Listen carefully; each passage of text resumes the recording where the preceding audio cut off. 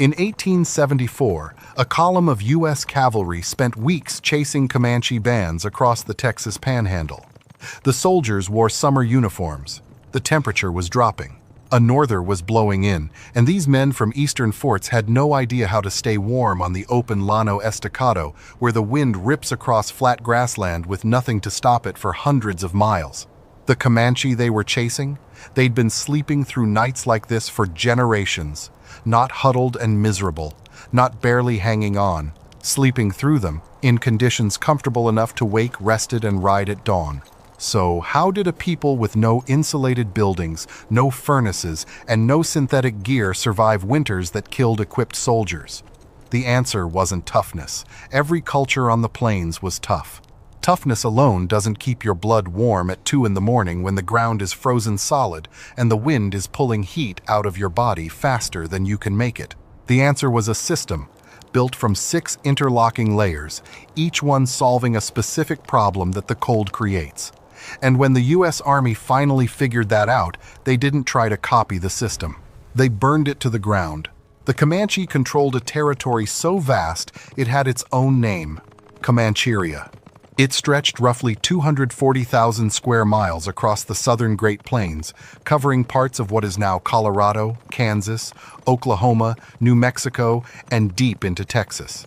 The Ute word that gave them their name roughly translates to anyone who wants to fight me all the time. And that reputation was earned. They were, by most historical accounts, among the most effective mounted warriors on the continent. But fighting wasn't their only skill. Surviving was. The southern Great Plains look flat and exposed, and most of the landscape is exactly that. In winter, Arctic air pours down from Canada and races across the grassland with almost no resistance. Wind chill on the Llano Estacado, the vast high plateau of the Texas Panhandle, can make already freezing temperatures feel far worse. Early settlers and soldiers routinely suffered frostbite, hypothermia, and death trying to survive winter nights in this country. The Comanche had solved this problem centuries before any of those settlers arrived. And the solution started with where they chose to sleep.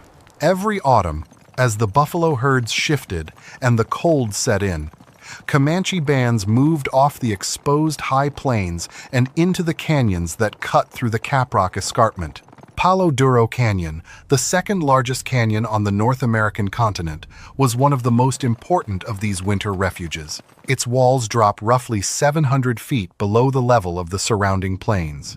Down at the canyon floor, water runs through creek beds, timber grows along the banks, and the sheer rock walls block the worst of the wind.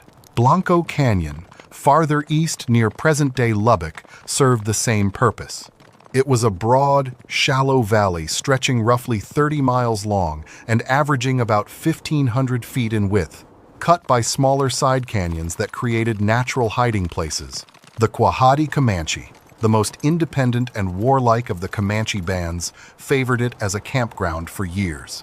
When Colonel Ranald Mackenzie first encountered it during a campaign in 1871, his own men struggled through the steep terrain, dense brush, and arroyos just to reach the canyon floor. One officer described trials and tribulations and much hard talk verging on profanity as his soldiers got lost in a dead-end side canyon and had to wait until daybreak to find their way out. The Comanche knew every trail in and out.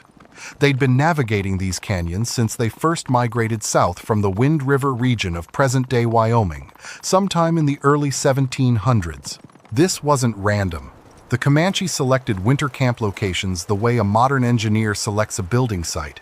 The canyon walls provided a windbreak. The lower elevation meant warmer temperatures than the exposed plateau above. Timber along the creek beds supplied firewood, and the narrow entry points made the camps defensible against both enemies and weather. In winter, the bands arranged their teepees in rows along the sheltered canyon floors, close to water and fuel. In summer, when they followed the buffalo herds out onto the open plains, they arranged camps in circles. The seasonal shift in camp layout wasn't cultural decoration. It was a functional response to different environmental pressures. But location was only the first layer. The shelter itself was the second. The Comanche tipi was not a primitive tent. It was a carefully engineered portable structure that had been refined over centuries of plains living. The Comanche used a 4-pole foundation system, different from the 3-pole systems used by tribes like the Sioux and Cheyenne. Typically, a teepee required 15 to 25 poles, each one 20 to 30 feet long, made from straight, slender lodgepole pine or red cedar. The cover was built from tanned buffalo hides, with a standard teepee needing 13 to 16 hides stitched together. 2 design features made the teepee effective in winter. First, the smoke flaps. The opening at the top of the teepee and the adjustable flaps on either side allowed the occupants to build a fire inside the shelter for cooking and warmth while venting smoke upward and out.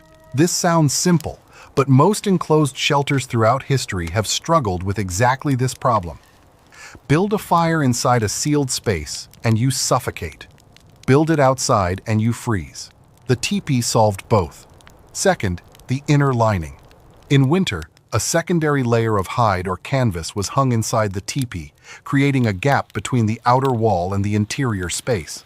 This dead air space acted as insulation, the same principle used in double-pane windows thousands of years later. When temperatures dropped further, the Comanche stuffed dried grass into that gap, adding even more insulating material. The lining also directed cold drafts upward and away from the people sleeping on the ground, while fresh air for the fire could be ducted underneath. The result was a shelter that could be heated with a small interior fire, retained warmth effectively, ventilated smoke without killing the occupants, and could be taken apart, packed onto a horse-pulled travois, and reassembled at the next camp in under an hour. The cone shape made it stable in high winds and strong under heavy snowfall. It withstood conditions that collapsed the canvas tents issued to U.S. Army soldiers. The Comanche leader Quanah Parker once said, "The white man goes into his church and talks about Jesus. The Indian goes into his teepee and talks with Jesus." The teepee wasn't just shelter. It was a home, a spiritual space, and a piece of technology that had been iterated on for over 400 years of plains living. And the person responsible for all of this? Comanche women. They owned the teepees. They built them, maintained them, transported them, and decided when and where they went up. A skilled woman could disassemble a full teepee, pack the hides and poles onto a horse-pulled travois, move to a new camp, and reassemble the entire structure in a remarkably short time. The poles themselves served double duty, forming the frame of the travois when the camp was on the move, and the skeleton of the teepee when it was time to stop. Nothing was wasted. Nothing was single purpose. The engineering knowledge passed from mother to daughter across generations, and it was as critical to Comanche survival as any warrior's skill with a bow. If you're finding this useful, hit subscribe. We cover stories like this every week. Now, even the best insulated shelter needs bedding when the temperature outside drops below freezing. And on the southern plains, winter nights can get brutally cold. The Comanche answer to this was the buffalo robe. A buffalo robe is not the same as a buffalo hide. The distinction matters. Hides taken in summer, when the animal's coat is thin, were used for teepee covers, moccasins, and clothing. They had relatively little value in the cold. Robes, on the other hand, were specifically taken during the winter months, between November and March, when the bison's fur was at its thickest and most dense. Buffalo fur has a quality that makes it exceptionally good at trapping warmth. The individual hairs are hollow. That hollow core traps air, and trapped air is one of the best natural insulators that exists. The same principle is what makes down feathers effective in modern sleeping bags and winter jackets.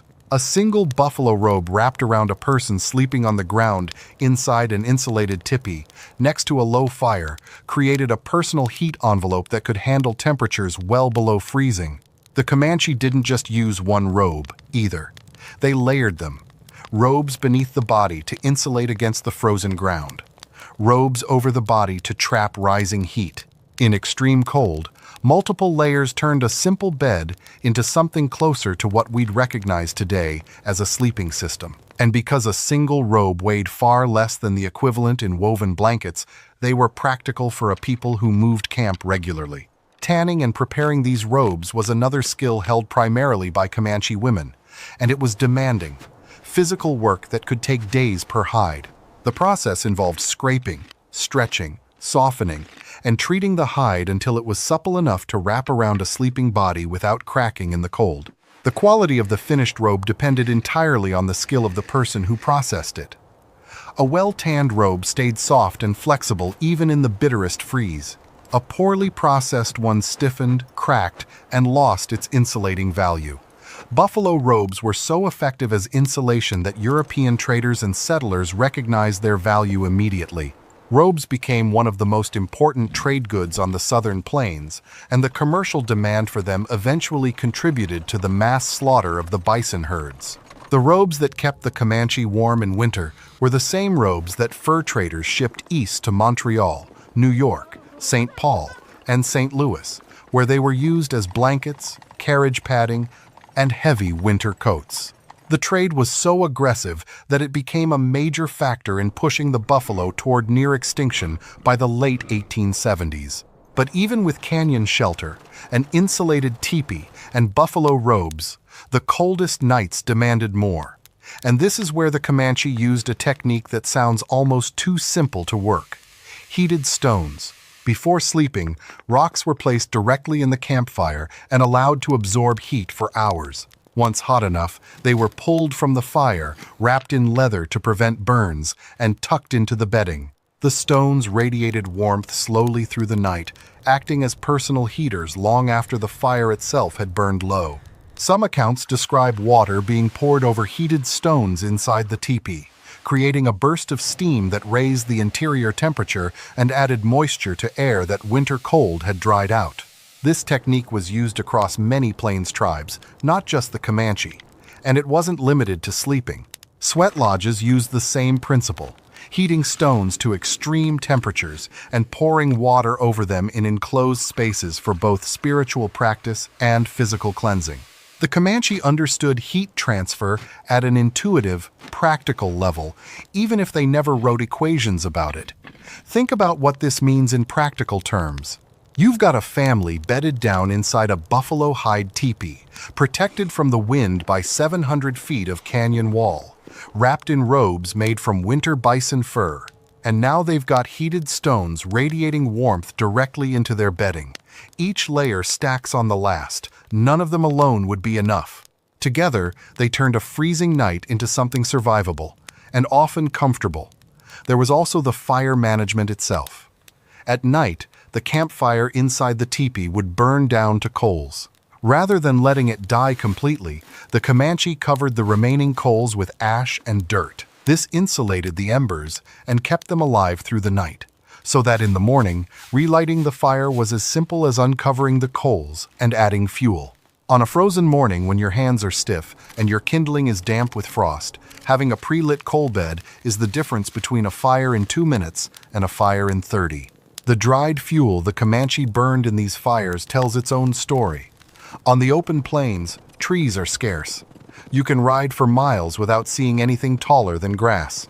So, the Comanche, like other plains tribes, burned dried buffalo dung called chips. Buffalo chips burn hot, burn long, and are available anywhere the herds grazed, which was essentially everywhere on the southern plains.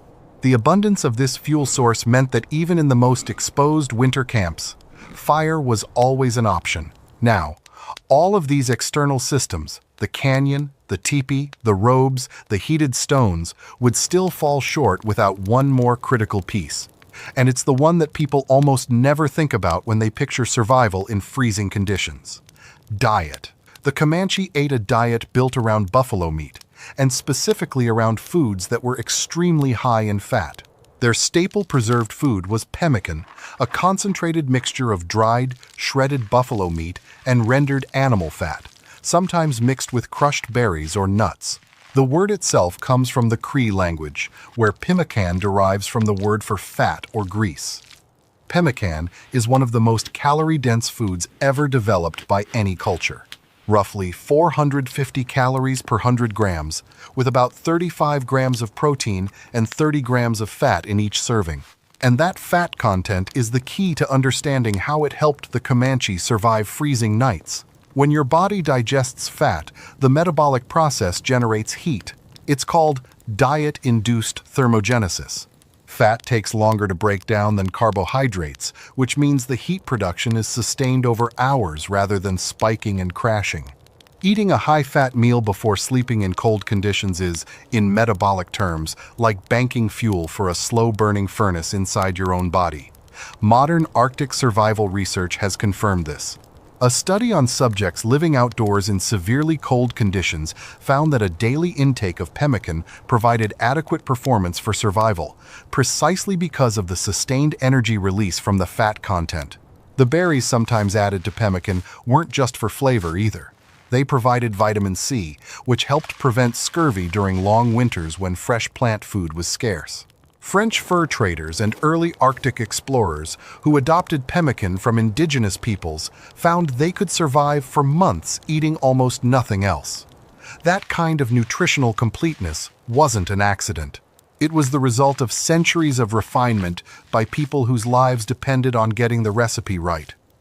The Comanche also ate buffalo marrow mixed with mesquite beans, another high-fat, high-calorie food, and fresh buffalo meat, cooked over open flame or dried as jerky for travel, was the daily staple whenever the herds were accessible. This wasn't a diet chosen for pleasure. It was a diet shaped by the reality that on the southern Great Plains in January, your body needs dense fuel to maintain core temperature through a 12-hour night. And then there were the horses. The Comanche relationship with horses went beyond anything the U.S. Army or European settlers had ever encountered.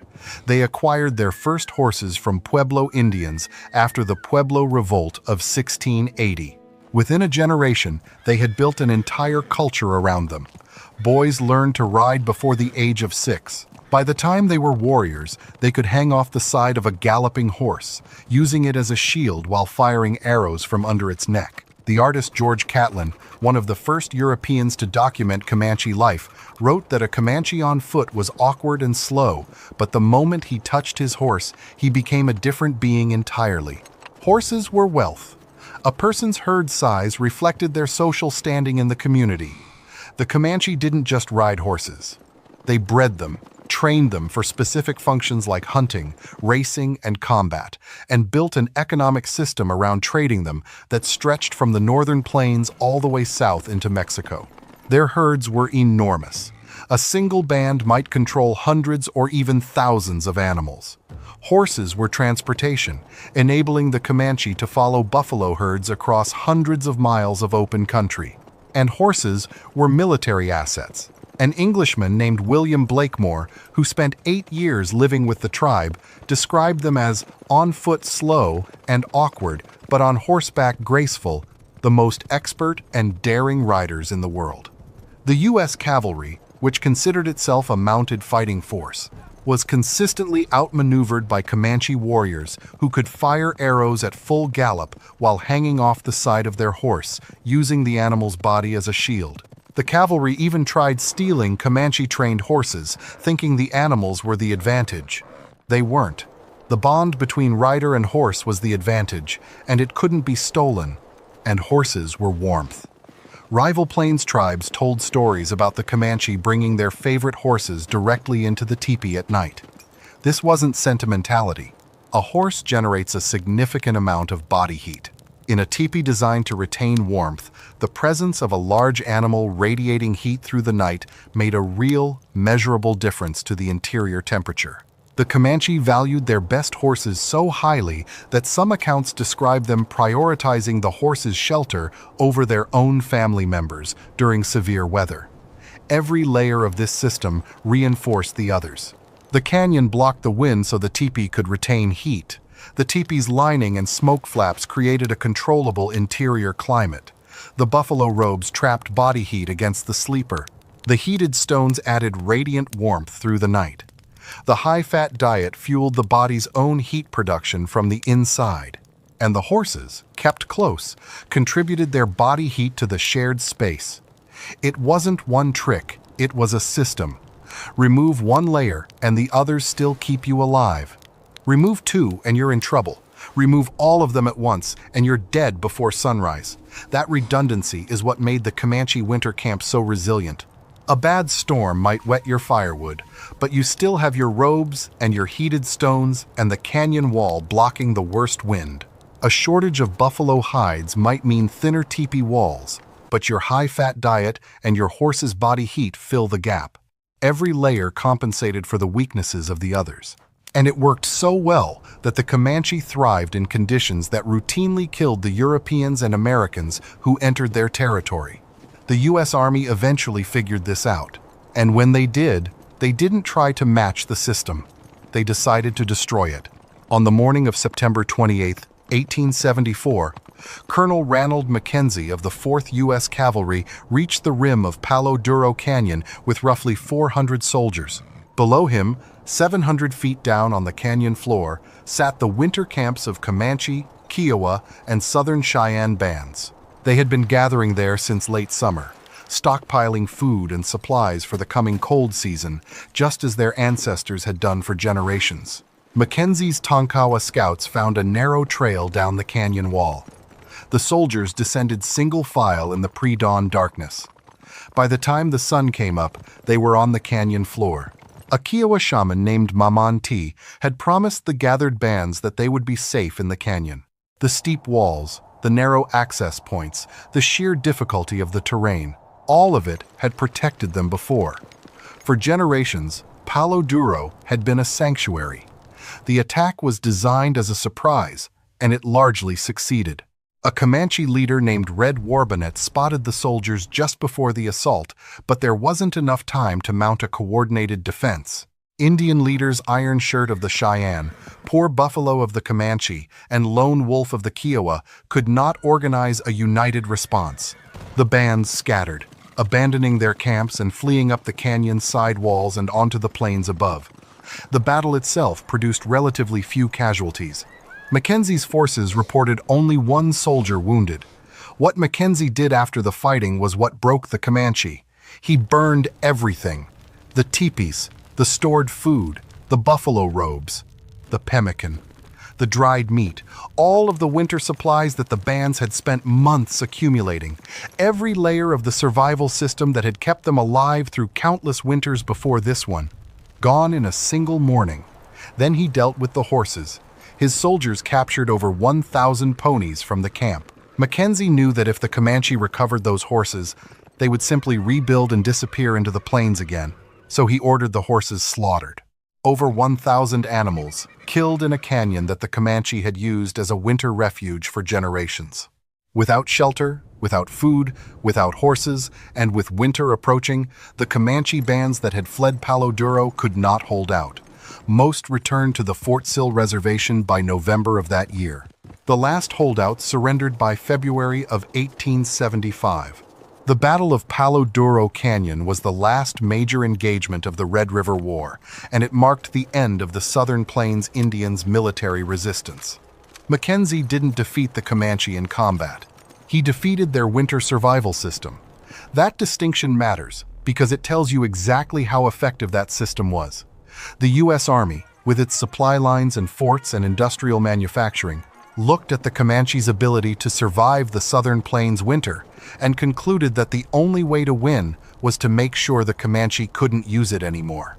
The system the Comanche built to sleep through freezing nights wasn't a collection of random survival hacks.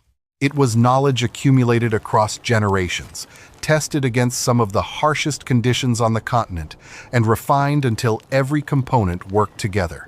Canyon walls that blocked the wind, tippy engineering that created controllable shelter, buffalo robes whose hollow core fibers trapped body heat, heated stones that radiated warmth through the night, a diet dense enough in fat to fuel the body's own furnace for 12 hours of sleep, and horses, valued above almost everything else, kept close enough to share their warmth. Most of it was destroyed in a single morning in 1874. The teepees, the robes, the pemmican stores, the horse herds, all gone. The physical infrastructure of a winter survival system that had taken centuries to perfect, reduced to smoke and ash on a canyon floor in the Texas Panhandle. But the knowledge of how it worked survived. The Comanche Nation endures today, headquartered in Lawton, Oklahoma, and the understanding of what their ancestors built on those canyon floors has outlasted every army that tried to erase it. Modern survival instructors study indigenous cold weather techniques. Outdoor researchers test buffalo robe insulation and pemmican nutrition. The principles the Comanche used, windbreak placement, dead air insulation, radiant heat storage, high-fat metabolic fueling, are now taught in wilderness survival courses around the world, often without acknowledging where they came from. The next time you see a sleeping bag rated to 20 below, or a freeze-dried meal packet designed for Arctic conditions, or a tent engineered to withstand high winds, you're looking at modern versions of problems the Comanche solved with buffalo hides, canyon walls, and animal fat. They didn't have laboratories or research grants. They had observation, iteration, and the understanding that if your system fails on a January night on the Llano Estacado, you don't get a second chance to fix it. Surviving the cold was never about being tougher than the weather. It was about being smarter than it.